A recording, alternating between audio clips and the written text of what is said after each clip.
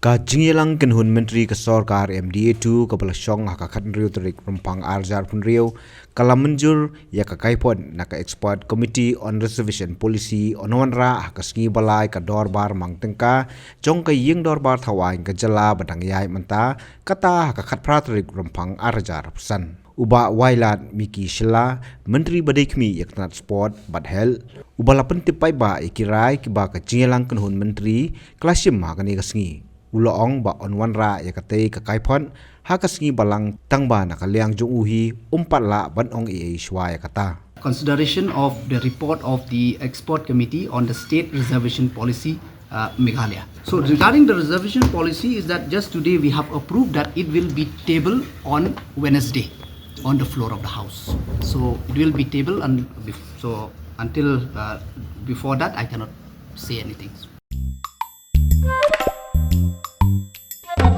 Habatin, pej bahagi kishap, kashap plus F.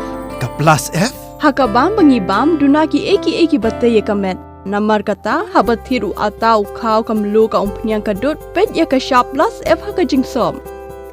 Yaki nutrient kumki vitamin, bat ka ayan la ikan diat bat ka batau bha. Kam kata ika dur jengki marbam, ka jing mat lani ka rukam shed yaki. Balehi panai kita. Kadon ka we ka jing mentoy bakongsan. Ka kot ka kia. Ka nutrition bakam bha ka jing im bakam bha pendon kam daki mar ba medon ka sharp plus F menta kasni Wanrah shapi lingba ko office jong commissionerate of food safety Meghalaya